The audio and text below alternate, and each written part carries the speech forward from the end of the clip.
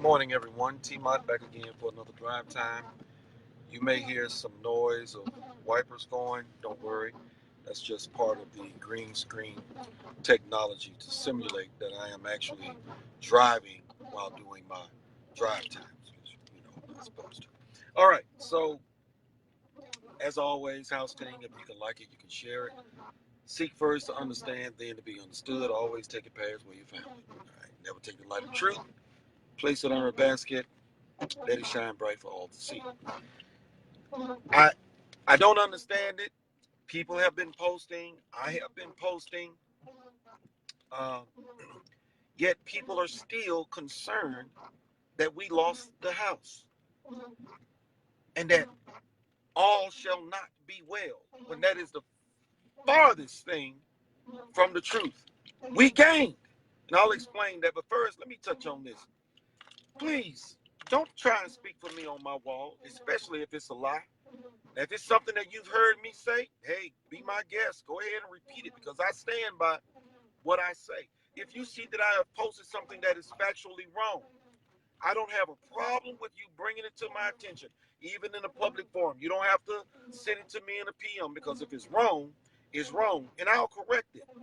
But when you try to speak for me and it's a lie, that really pisses me off.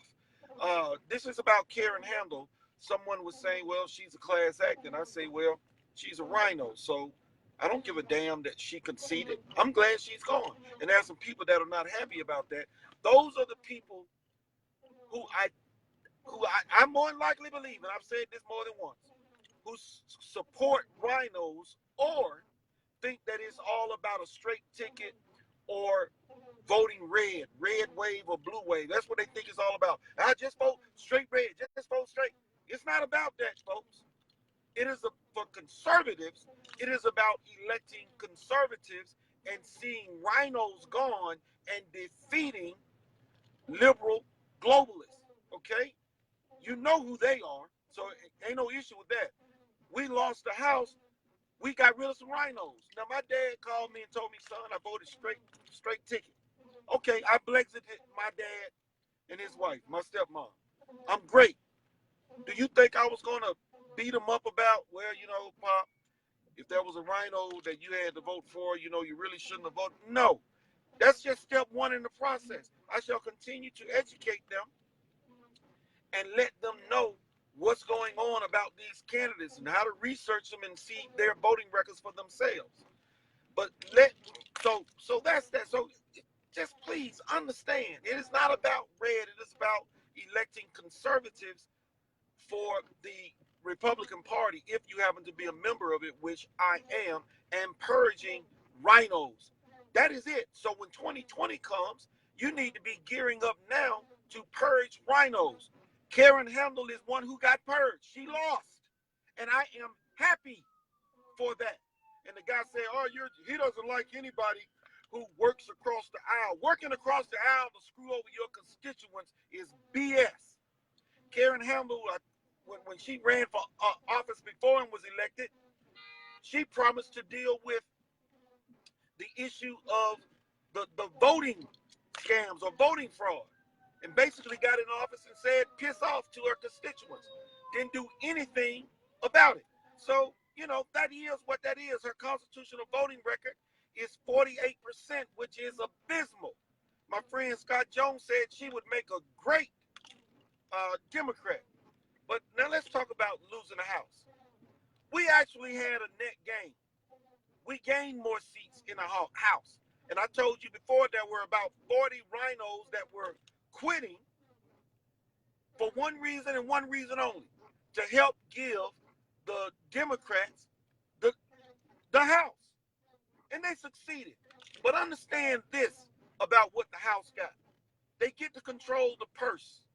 Okay, cool. They ain't been doing nothing worth a damn on that. And I know I'm repeating myself because I have said this before. They haven't been doing their job like they're supposed to anyway. They might be a thorn in Trump's side as it relates to wanting to impeach him. So let's talk about that. To impeach, you need a simple majority in the House. They have that majority in the House. Now that they have that majority in the House, if they vote to impeach Trump, it has to go to the Senate, where where the requirement is 2/3 to vote for removal of office. It's not going to happen. We gained a seat in the House. We have a 52 to 48 majority. They're not going to get 2/3 of the Republicans to vote to impeach Donald Trump. That's just to remove him from office. There have been 2 presidents impeached in the past. Andrew Johnson, he fired the Secretary of War, and of course the House didn't like it, so they impeached him. That was as far as it went. It failed in the Senate. Then there was Bill Clinton, who lied about getting a blowjob, a knob job, or whatever you want to call it, some head. You know what they talk about. Fellatio. Yeah, I can go on and on and on. They got all kind of terms for it. But at any rate, he was impeached, but it failed. They didn't get the 2/3 votes with him. Nixon resigned because he was going to be impeached, and it was guaranteed that he would have been removed from office. So he resigned before the impeachment process could even get started. So even if they impeach Trump, it is not the end all of what we are trying to do. And understand, Trump has a bigger agenda.